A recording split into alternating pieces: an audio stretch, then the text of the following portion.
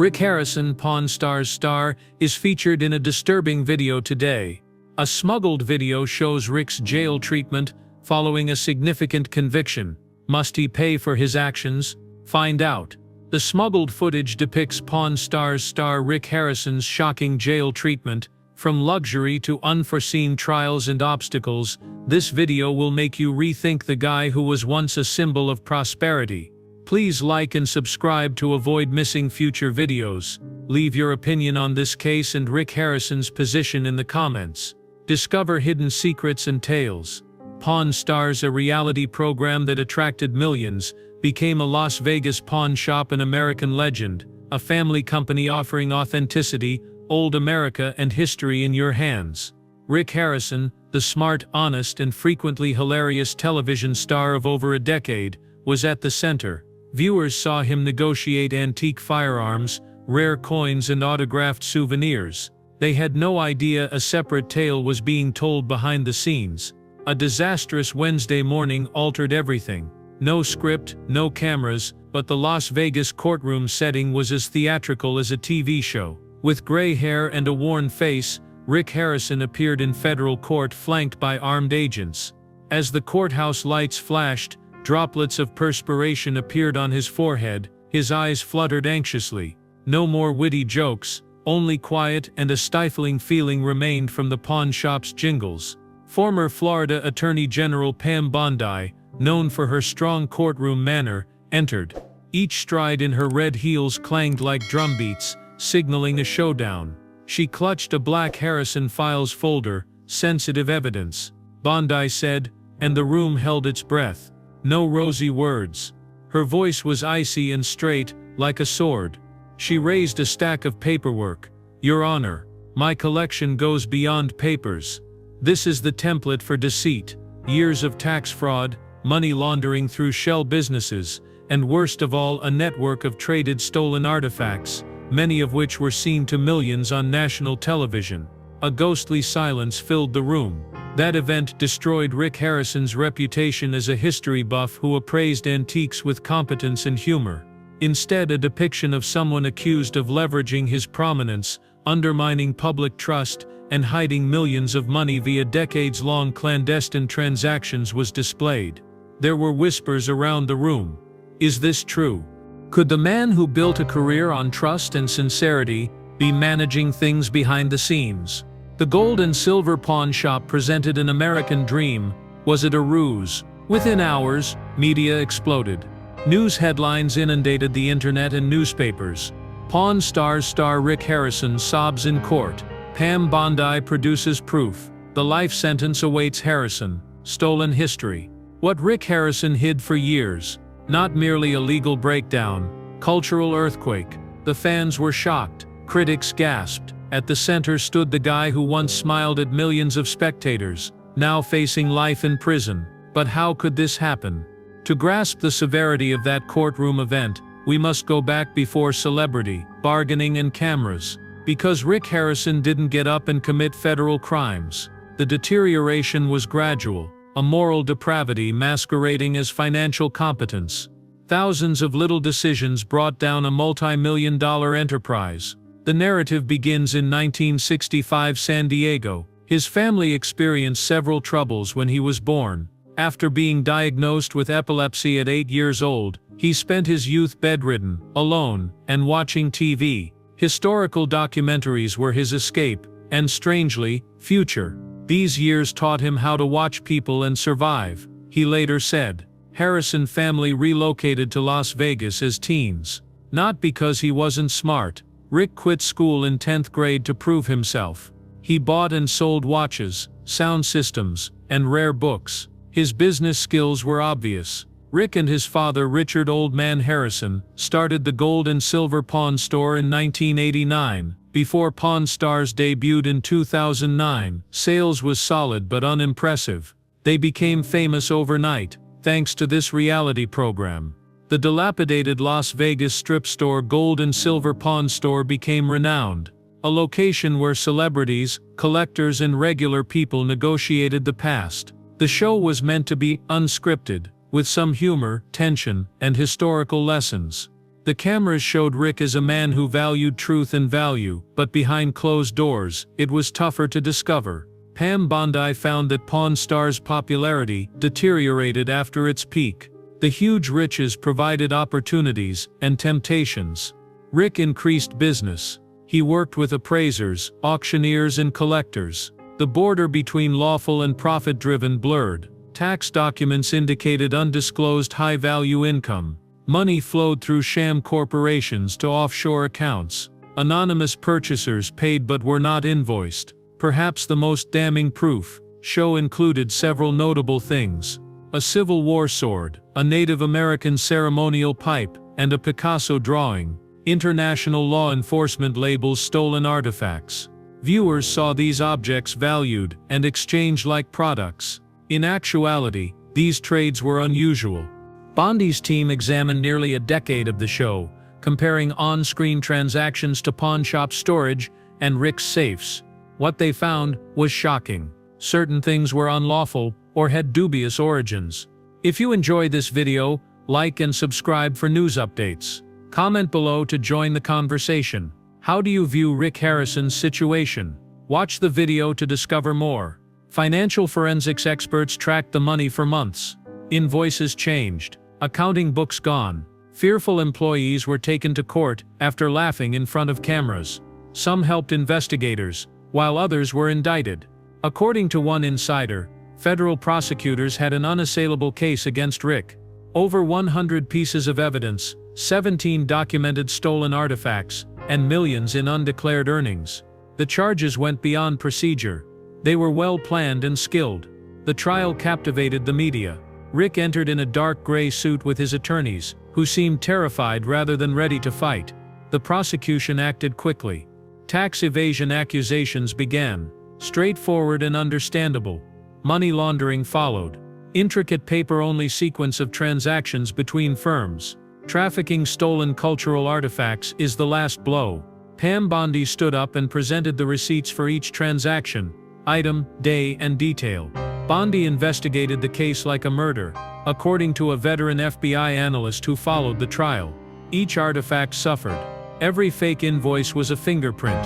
And Rick was lined up. Rick's court meltdown wasn't over the money or the possible life sentence. Bondi showed a photo of a stolen Torah scroll from a Polish Holocaust museum, which Rick had bought in cash and never registered. Guilt prevented him from crying. His fear made him cry. Rick knew there would be no pawn shop ticket to redeem his fate at that time. Real-time reactions occurred outside. Pawn Stars was discreetly pulled from streaming platforms. The pawn shop's Google evaluations were filled with grieving and angry remarks. Fans submitted side-by-side photographs of favorite episodes and trial video, unable to believe they were from the same individual. Special news shows warned against idolizing reality TV personalities. Former show co-workers publicly distanced themselves from Rick. An astonishing plummet in reality TV history. No matter how loud the headlines, much was still unknown. There was more to this case than Rick Harrison. It was about others around him. Unbroadcasted agreements, personnel who knew too much, artifacts that may never be retrieved, and a prosecutor determined to continue. This wasn't simply one man's collapse. It explored duplicity, celebrity, and what happens when history becomes a commodity. What you read is only the start. Are you ready to explore its depths? Rick Harrison was a youngster, trying to find his place in the world before becoming a TV legend. No cameras, signatures, or multi-million-dollar pawn enterprise. Silence, conflicts, and a prison-like bedroom resulted. Rick was born in Lexington, North Carolina, on March 22, 1965, the third child of a humble household. Old man, Richard Benjamin Harrison, was his father. Navy veteran with a sharp tongue and superior insight. His mother, Joan Rue, was a sensible, harsh real estate salesperson. Their lives wasn't easy. The family relocated often for employment, before settling in San Diego. Rick was 8 when diagnosed with epilepsy. His body betrayed him without notice, leaving him bedridden for days due to severe seizures. Doctors told his family there was no cure, only management.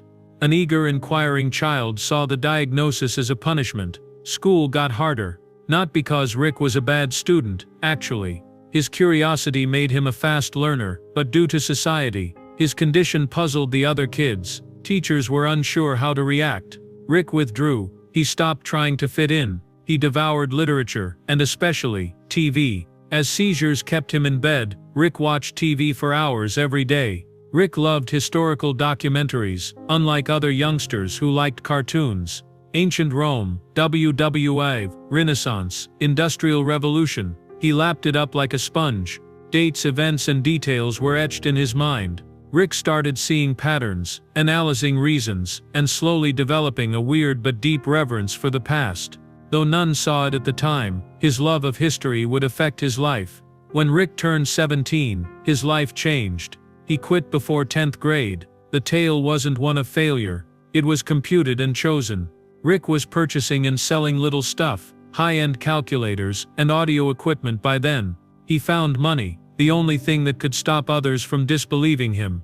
As with many others, Las Vegas offered the Harrison family opportunities and a culture of reinvention.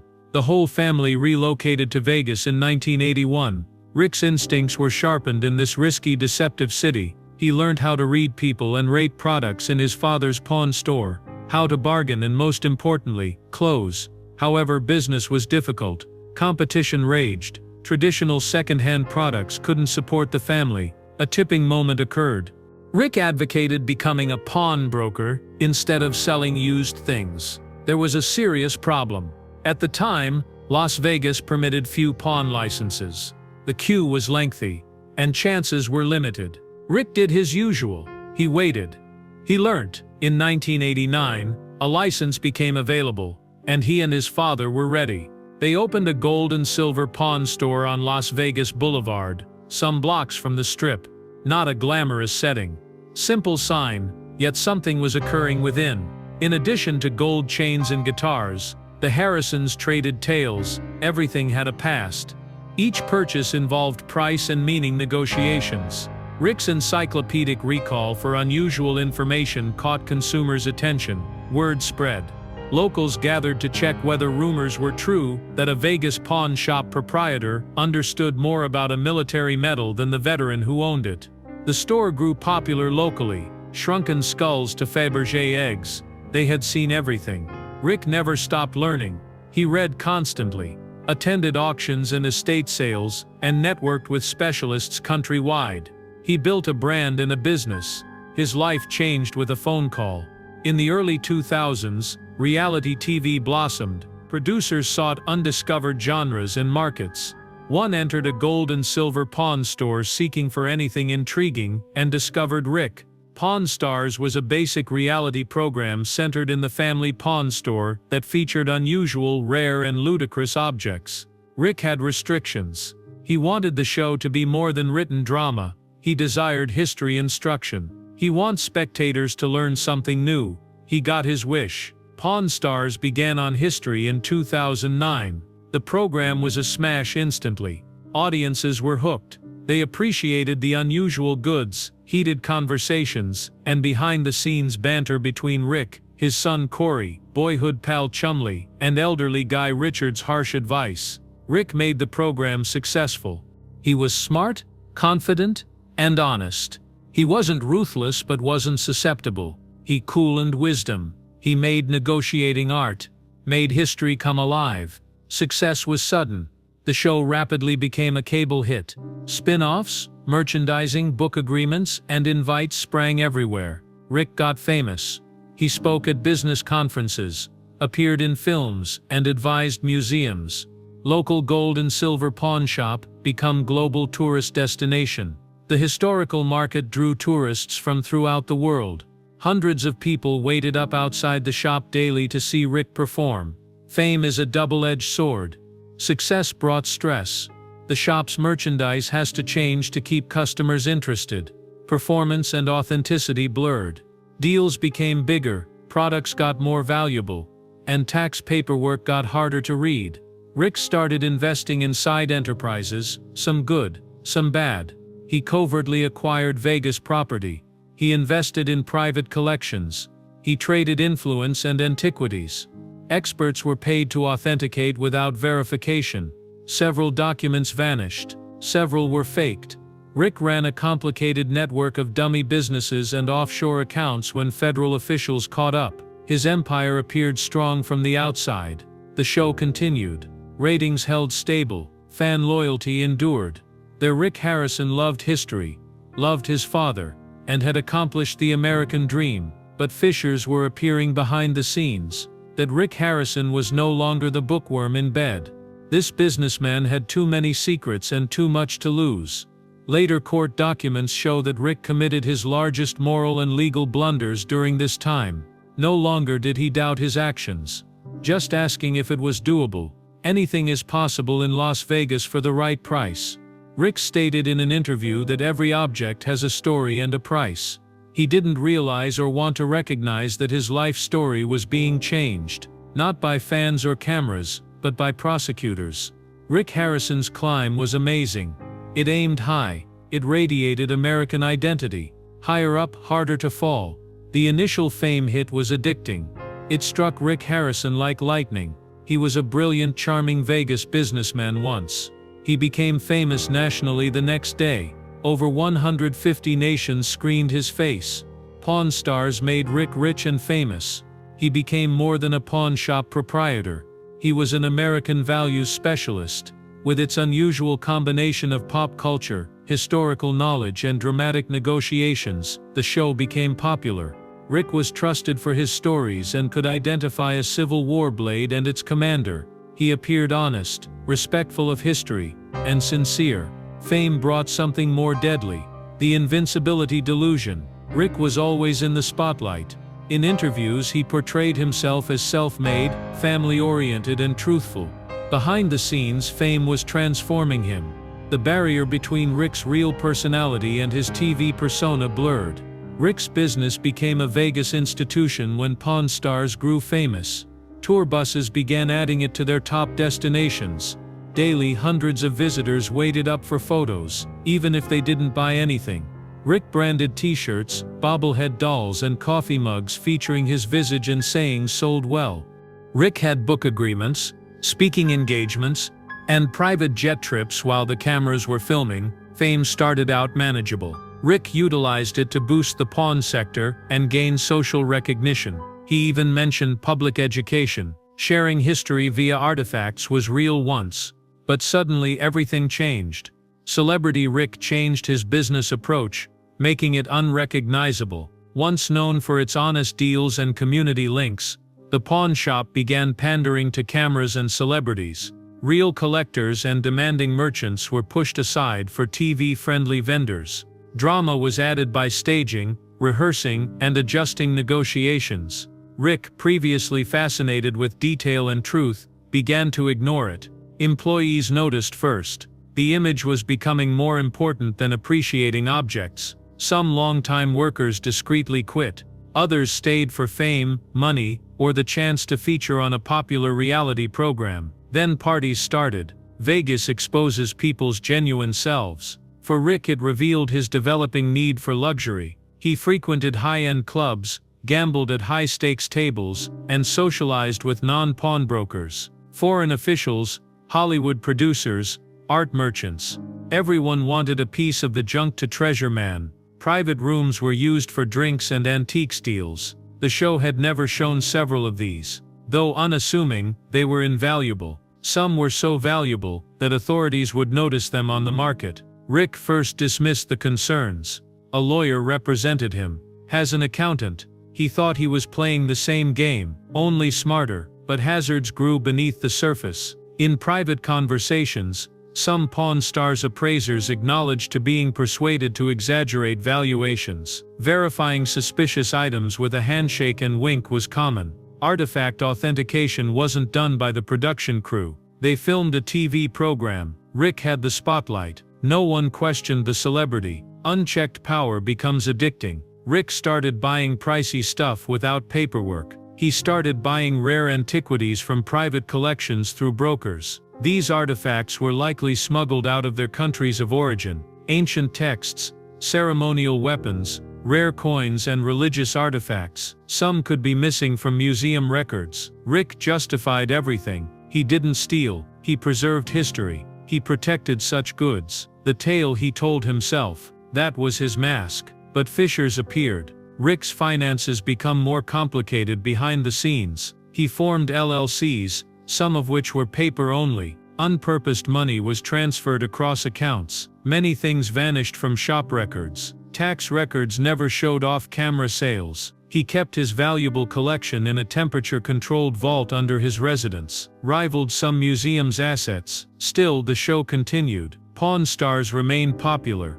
Rick embodied trust and cultural value. No one asked where he got these unusual artifacts. Nobody inquired why certain transactions weren't clear. Rick, bolstered by years of popular acclaim, believed he could outwit anybody, even the federal government. A quiet point was made. The IRS received an anonymous tip from a former employee whistleblower. Taxes, unreported income, improper deductions, and significant strange shell company transactions, not antiques. At first it appeared typical, a prominent person having financial issues. Investigators found something far worse when they probed further: money laundering. Rick's vault contained stolen items recognized by worldwide databases. Unknown artifacts were transferred over state and national boundaries by private jet and labeled TV props. Pam Bondi appeared. Former Florida Attorney General, known for high-profile financial crime prosecutions, regarded Rick Harrison's case as a cultural and legal issue. He was going to be revealed as a master of deceit, despite his reputation for truthfulness. Numerous former workers, appraisers and overseas collectors testified throughout her years-long probe, which involved various agencies. Her discovery was methodical and unlawful. It was planned. Crime hadn't found Rick Harrison. He made an empire from it. Rick's celebrity became a weapon as the case developed. Any Pawn Stars episode might be proof. You can examine every public statement. New perspectives were applied to all interviews. Fame gave Rick Harrison access, influence and power. He made enemies, was exposed, and fell. The fame trap is subtle. It shows its fangs late. You become a brand's face. Federal investigators investigate you next. Rick Harrison felt he could control the narrative, straddling reality and entertainment, business and crime. Pam Bondi would illustrate in court that reality always catches up. The man who valued everything neglected to respect himself morally. Now he must pay. Rick Harrison was a government mystery for months. Everything seemed legal, profitable, and admirable on paper. This man educated people about history, rare antiques, and Las Vegas tourism. But rumors got louder behind the headlines. Something was odd. Pam Bondi arrived. Her notoriety preceded her. Former Florida Attorney General, she was adored and feared almost equally. She was noted for meticulously removing corruption. She didn't only prosecute criminals. She demolished them openly and completely. When the IRS and FBI realized Rick Harrison's case extended beyond late tax payments and bookkeeping problems, they needed more than auditors. They needed hammers. That hammer was Pam Bondi. She didn't enter the case flashily. She avoided news conferences. She discreetly consulted sensitive sources and reviewed papers, and gathering forensic accountants and artifact recovery professionals, she approached the investigation defensively. Every detail counted. Every name, currency and artifact had a purpose. Bondi was shocked by what she found. Analysis of Harrison's 12-year tax records started everything. Tens of discrepancies appeared. Large money transfers to Cayman Islands firms. Items not in the store's inventory are deducted. Shell company real estate deals.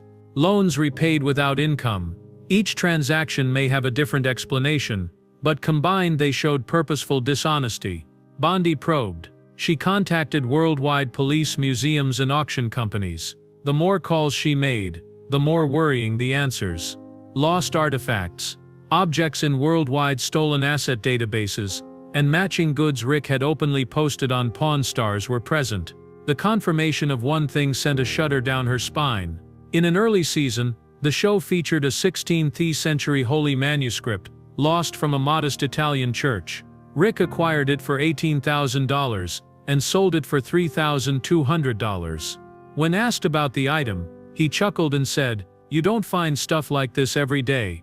Bondi no longer investigated a careless financier. She was unraveling the operations of a man who had effectively integrated crime into his company. She ordered a raid. A secret search warrant allowed federal authorities to search Rick's home, the gold and silver pawn business, and multiple state storage facilities.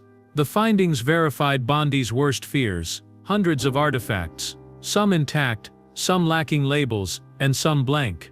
Many had no ownership history. Some matched descriptions of lost or stolen objects from years or decades ago. Sets of ancient scrolls believed to be from Israel, a medieval war helmet missing from a German museum since the 1970s, and a collection of South American tribal masks from private collectors who reported them missing after a suspicious asset liquidation were seized.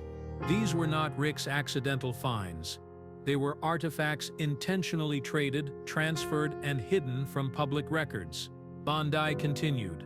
She studied hours of unaired Pawn Stars video subpoenaed by the production firm.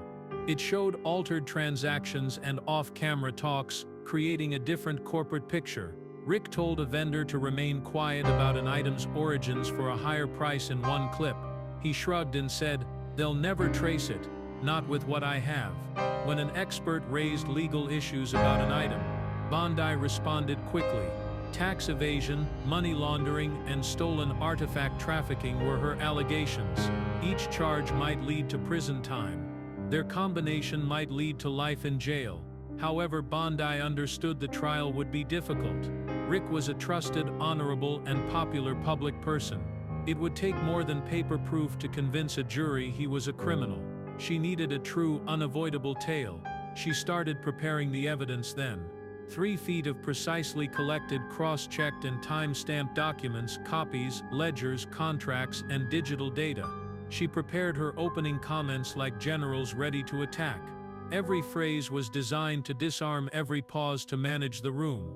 Bondi had a narrative of greed, deception, treachery, and proof when the trial began. But she wasn't done. Bondi called unexpected witnesses during pre-trial hearings. An accountant sacked by Rick under questionable circumstances. A former show producer who admitted to accepting payments to hide paperwork errors.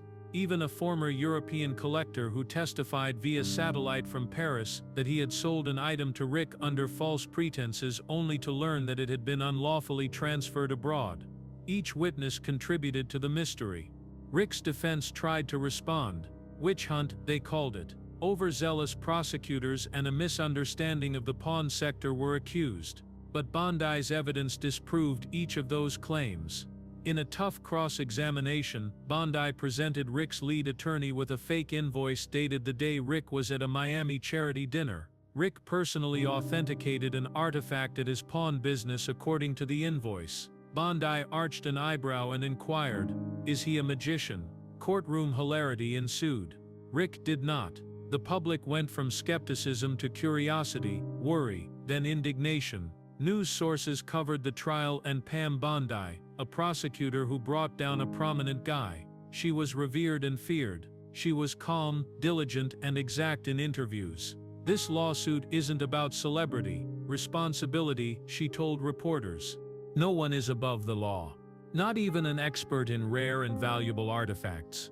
Ethics are also priceless." It was most compelling when Bondi presented the complete case in court. Each element was meticulously layered. Her descriptions included cultural theft, history washing, and manipulation of audiences that trusted what they saw. She then glanced at Rick and stated, "You created your reputation by evaluating objects in a firm voice. But you neglected integrity, which can't be assessed or pawned." Rick turned aside. That moment, everyone understood. Trial wasn't only about punishing a guy.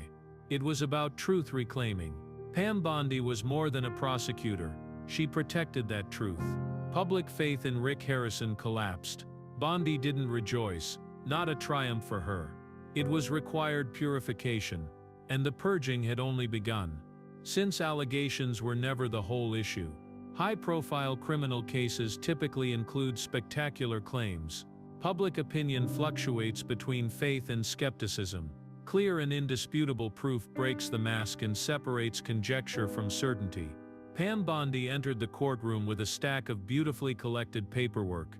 After the case, media nicknamed that stack of documents the bills. These were more than spreadsheets and doodles. Documents from years of bank records, surveillance footage, expert testimony, subpoenaed communications and international collaboration were documented, time-stamped, notarized and cross-checked. Not simply a smoking gun. A whole arsenal.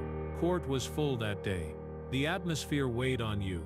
Every spectator, journalist and lawyer knew a key moment was coming. A moment that would reveal Rick Harrison's carelessness or calculation. Pam Bondi walked forward and slowly placed the file on the prosecutor's table, making the room lean towards her. Instead of opening the file with a bang, she turned to the first page with surgical precision. "Start with money," she urged. First, the evidence revealed a decade-long financial manipulation scam. Bondi started with tax evasion, a terrible crime. Rick's pawn store and TV appearances generated cash over time. Forensic accountants said such numbers didn't convey the entire story. Dozens of big payments, some in the hundreds of thousands of dollars, were made through Cayman Islands and British Virgin Islands corporations.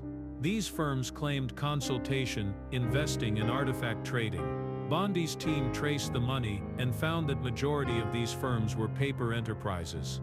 Bronze Vault Holdings LLC got $750,000 from Rick's personal account. This money was divided and transferred to Panama and Zurich accounts. Lack of invoices, contracts and transactions was the issue. Just money lost in a financial quagmire. Another disturbing document. Rick reported buying an unnamed historical artifact for $320,000. Investigators couldn't discover the item in the inventory or TV show. It was a fake transaction to justify a huge tax deduction. Bondi gestured to the screen behind her, showing the jury the IRS audit team's conclusions. Each number sealed the deal. Bondi claimed this isn't sloppy accounting. Deception and concealment are integrated into this method. It went beyond money. The following portion of receipts focused on artifacts acquired, sold and displayed without provenance. Bondi listed 17 issues that aroused concerns throughout the probe. Each had a backstory and a missing genesis. A centuries-old Torah scroll seized from a Polish Jewish family during World War II was stunning. After decades, Rick found the scroll in his collection. An intermediary business helped him buy it from a Prague private trader. The transaction documentation were fake. The identification markers were gone. Bondi showed a photo of the scroll, now repaired and protected behind glass. "It's more than paper and ink," she remarked. "This is sacred, someone's past." It was exchanged as a keepsake. Court was quiet. More artifacts were shown. A New Mexico museum reported a stolen Native American ceremonial pipe, lost 15th century samurai sword from Osaka private possession, possibly illegally excavated Tunisian Roman coin. Bondi explained how Rick Harrison got these artifacts one by one. She tracked the financial route, fake documents and shell businesses each time. The prosecution hired specialists to authenticate and explain the artifact's cultural value. "Some artifacts shouldn't be in glass cases," said a historian. "They belong to their tales, communities and nations." The emails shown in court showed Rick negotiating deals using terms like "don't ask questions" and "keep this quiet." Like last time, Rick directed a third party to ship an item with fake paperwork in another email. These signals were clear. These were admissions. Bondi released artifact transit data on private aircraft. A shell firm leased a jet to fly over $1 million in undeclared historical objects from Istanbul to Las Vegas. Rick was listed as a passenger. These objects were located in his secret basement after never appearing in the pawn shop's inventory or the TV show. The defense said Rick trusted his team and consultants and wasn't engaged in every transaction. Bondi was ready. She showed text messages, contracts signed by Rick and pawn shop surveillance footage of Rick checking confiscated artifacts days after shipping. The evidence was overwhelming, both in quantity and in precision and cohesiveness. It was everything related, layer after layer, undisputed. After that, surveillance footage. FBI obtained months of data from Rick's house and storage facilities. Nighttime footage shows Rick transporting crates of archived documents into a basement hidden room. In another, he told a visitor that some things would never reach market until the pricing was correct. The prosecution halted the video and focused on Rick's notepad. This notebook, confiscated during a search, had coded artifact names, purchase and resale values. Some submissions were dotted red. Bondi told the jury that each red dot represents a falsehood he felt he could hide. Court was quiet. Legal experts observing the case in real time realized it was more than a pawn shop or TV show. This was about a man who used celebrity and trust to mask worldwide crimes. Rick sat quiet, hands clenched, eyes down. Pam Bondi completed her evidence presentation with a persuasive quiet. She faced the jury with the final paper on the table. This is correct. This individual chose. He consistently chose profit over truth. He chose ego above history. We must now choose justice. Judge called a break. No one moved. Reporters wrote, jurors murmured. Rick Harrison, once the face of American reality TV, was entirely discredited. The receipts proved more than guilt, completely modified the story. This was no longer a baseball card or autographed guitar negotiation, a crime in plain sight, marketed as family entertainment under TV lights. After that, the tale changed forever. Rick Harrison had created a reputation as a close-knit, family-owned pawn store that valued loyalty and trust. The gold and silver pawn store looked lovely from the outside. Father and son, lifelong friends, became co-workers, united by work and ideals. But as the legal noose tightened, the truth grew more flimsy. First fractures didn't emerge under stage lights. They started in quiet meetings, quick phone conversations and long silences between co-workers who laughed on TV together. After Rick Harrison's case got public, his carefully manufactured image began to unravel, betrayal upon betrayal. Easy tactic for the government, push the inner circle. He couldn't do it alone. He couldn't. Large-scale criminality, forgeries, sophisticated money laundering, and offshore trades required a support network. The support was needed, whether voluntary or forced. Many now had an option: freedom or loyalty. Few expected the first to speak up. Melissa Gordon, a pawn shop finance assistant who seldom appeared to the public, had worked with Rick for over a decade. She paid invoices, checked books, and approved daily cash reports. Melissa had never criticized Rick or sought attention. Federal officials arrived on her door with a subpoena and proof, breaking her. The case turned on the testimonies. Melissa outlined a manipulative work culture in a sworn affidavit. She stated she was told to make internal and tax books. She was warned about transactions that should never leave the room. Worse, she confessed she knew some of the purchases were suspect. I inquired, she said, shaking on the stand, asking Rick about a product without a serial number or papers. Fear not, he said, clean enough. Shaken courtroom, clean enough. Repeated throughout the testing. Melissa confessed, let it all out. Longtime Rick's private vault security supervisor and logistics manager Dean Carson testified next. He personally supervised the reception of multiple unregistered artifacts, sometimes at night, sometimes through the back door, always in cash. Ever wondered where they come from? The prosecutor asked. Carson replied to my request. He said, it's mine once I get it.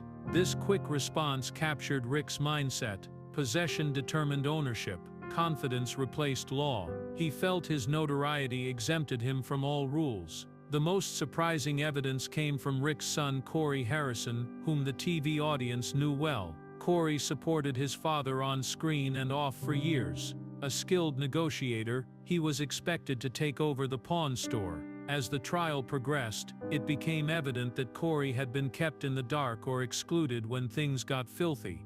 After intense pressure and public scrutiny, Corey testified. Everyone was shocked by his revelation. He noticed abnormalities some years ago. Items vanished from the vault. Sales were recorded anonymously. A consultancy business that hadn't existed for 6 months executed a $150,000 transaction that he questioned.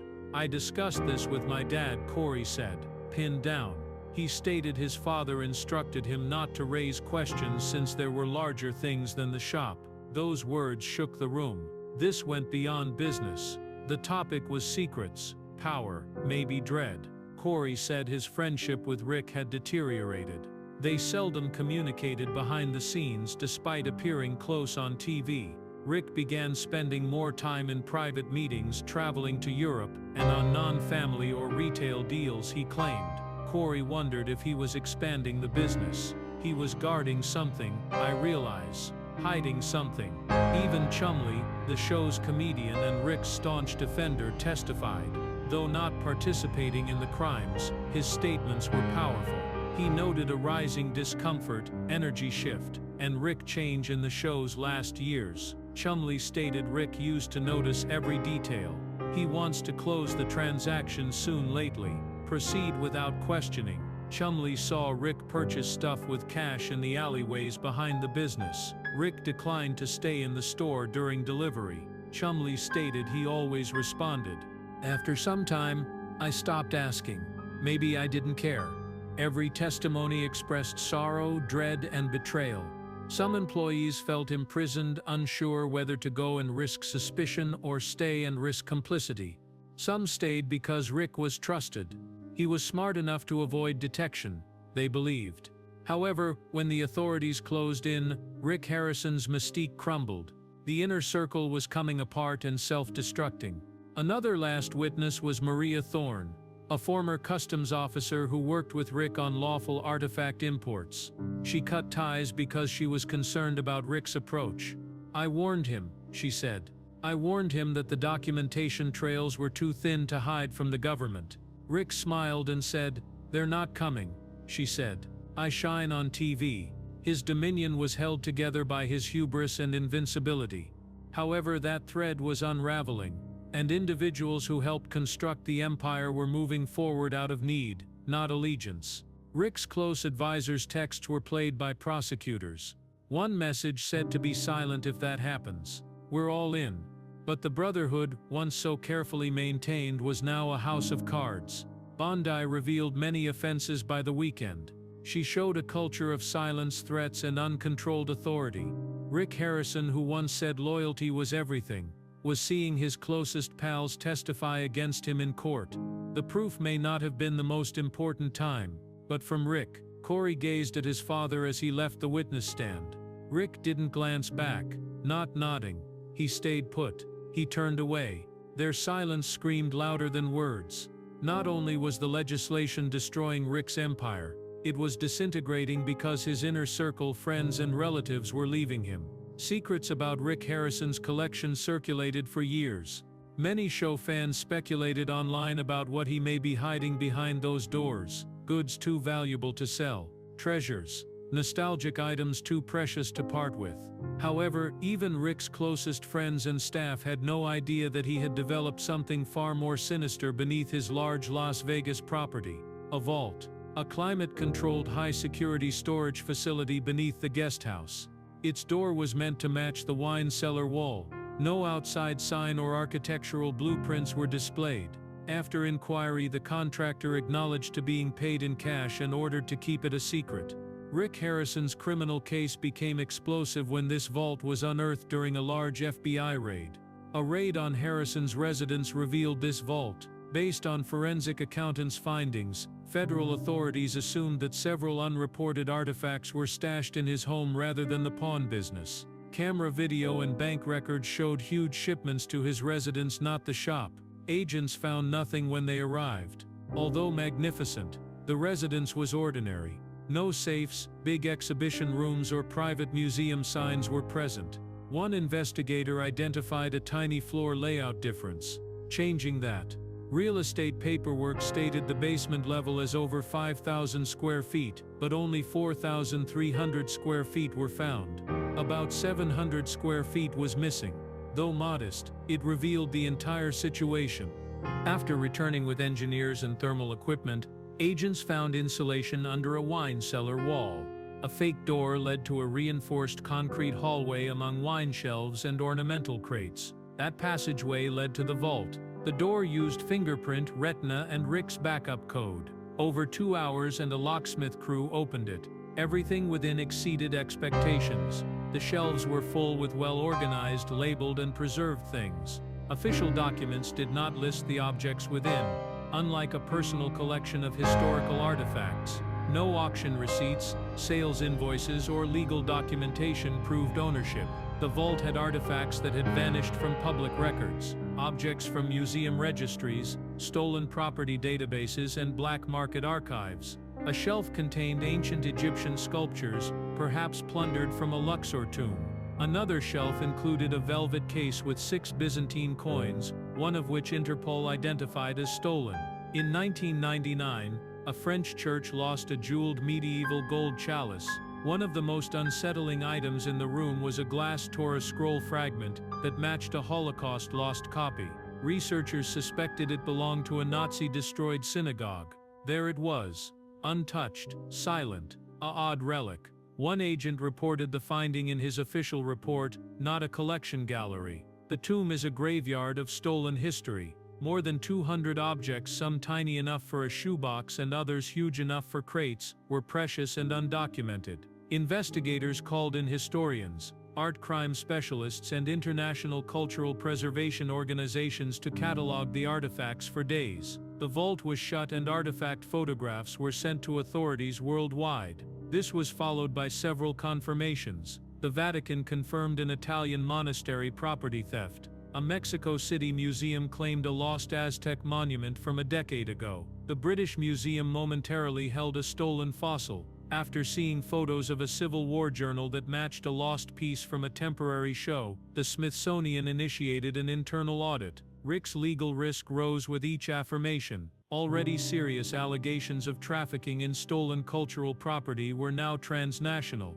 Governments wanted explanations. Cultural organizations denounced the theft and adoration of their legacy. Rick, formerly affiliated with history and education, now trafficked artifacts underground. Pam Bondi called the vault her own museum of stolen artifacts in court. The defense soon replied that Rick had legitimately bought numerous products through intermediaries. They said he was a gullible consumer who was ignorant of their suspicious origins. This defense collapsed rapidly. Rick personally inspected certain goods, according to Bondi's team's emails. In an email about buying a centuries-old African ritual mask, he said it wouldn't withstand public inspection. Not in the books. Another South American cargo email offered clear instructions. No receipts, no customs. A silent vault presented a narrative of accumulation, yet it also conveyed intent. Items were not put randomly. They were chosen, respected, and displayed as prizes for their historical worth, and because no one else had them. The greatest paradox. Rick Harrison established his name on publicizing history. He secretly hoarded it. The vault showed more than legal infractions. It revealed the psychological profile of a guy concerned with ownership, not just riches or celebrity, but narrative and prior control. The prosecution asked a forensic psychologist to explain this thinking. Some people with great knowledge of history and public adulation think they can defend it alone, she added. She said it's about rewriting and owning, not just concealing. A leather-bound notebook found in the vault supported this notion. Rick signed the diary and wrote about some of his collecting items. One item detailed buying a 17th century stolen telescope. Another note revealed joy about buying an untraced Roman dagger in Istanbul. They don't value what they have. One sentence read, "I do. I recognize its value." This became the prosecutor's slogan. For the jurors, it was shocking.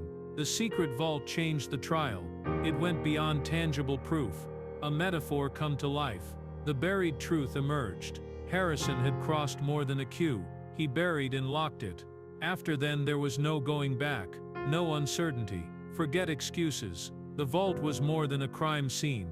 A confession. Everyone would perceive Rick Harrison differently after that. It started like an ordinary court day. The walls were the same. The judge was calm, and reporters, legal analysts, and inquisitive observers packed the courtroom. However, a collective breath held in expectation created a new tension. Everyone was right. Something major was coming. This was the day the prosecution would unleash bombshells that may silence the defense and rock the courtroom. Create global news. Rick Harrison, the face of reality TV, was more than on trial. He was going to represent how celebrity, unrestrained power, and criminal plans may clash in the most remarkable way. Pam Bondi started the session with a fresh witness, not on the defense's roster. Quite surprising.